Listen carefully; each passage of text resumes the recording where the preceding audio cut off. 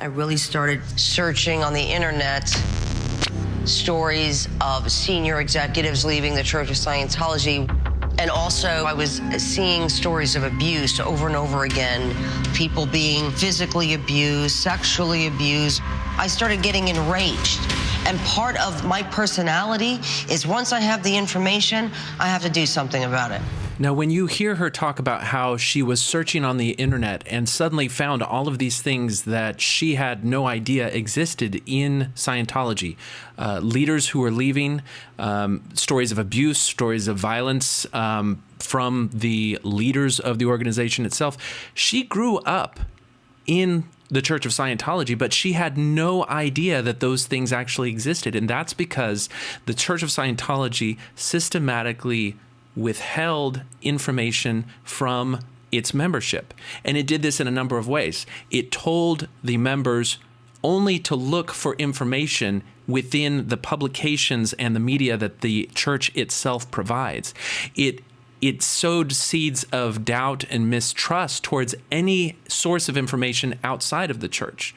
So you can't get any news from the internet, you can't get news from magazines, from newspaper articles, from anyone who isn't in the church and a faithful member of the church, because they all have motivation to tear down the church, to destroy faith, to try to drag people out of the church. And so she had to turn to unofficial sources in order to actually find that information. Now, that is a concept known as milieu control. Now, milieu control is the psychological manipulation of where members can feel safe getting their information from.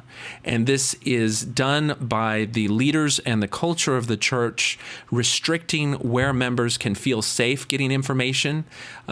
Groups that employ this generally produce a lot of publications, be it websites, magazines, articles, regular conferences, so that their members have regular sources of information, but it's all very orchestrated, very cleaned and whitewashed information so that the members don't get any of the disturbing information. Not only that, but particularly for organizations that have a longer lifespan and their teachings have changed, or things that past leaders have done that would now be considered to be grossly immoral and revealing that they did not have any moral authority, they tend to whitewash the history and cover up and hide those things within their own history. So you may, if you pull up old lesson manuals, things like that, find teachings that are taken out or removed, quotes that are taken out, or you might find a long quote that has a very ugly part and a good sounding part that now when they quote it, you only see the good sounding part and they never include the old part, or they ellipse it so that it's taken out.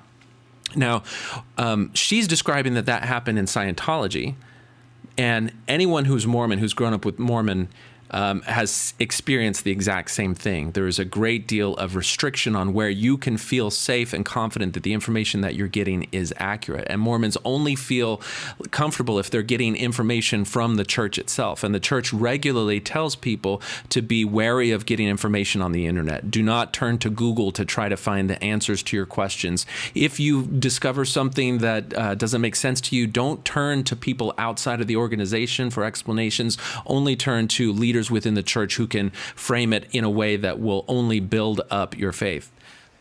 We might remind the sincere inquirer that internet information does not have a truth filter.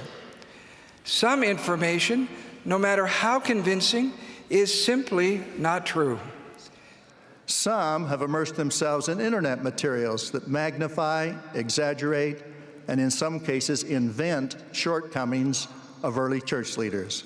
Then they draw incorrect conclusions that can affect testimony. Teach them about the challenges they face when relying upon the internet to answer questions of eternal significance. Remind them that James did not say, "If you lack wisdom, let him Google."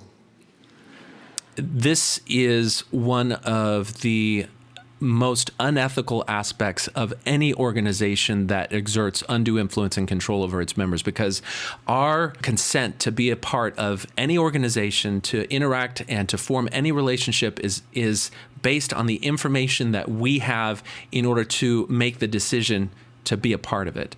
And so the notion of informed consent requires transparency. It requires information that is relevant to that decision to be a part of it, to be presented up front so that you know what you're getting into.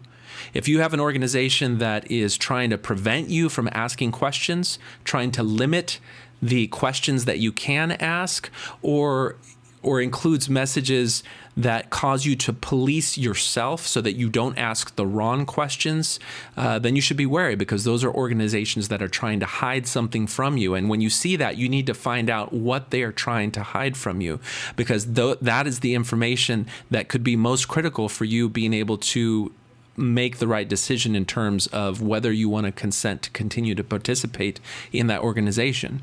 Now, it may be that even with that additional information, that may be embarrassing. It may reveal the humanity and the shortcomings of leaders. So be it. You can get that information, and maybe you will still decide to stay and to participate, but you're doing that then from a position of informed consent. You're not having somebody else decide that information is something that you don't need to have access to in order to make a decision for your life, for yourself.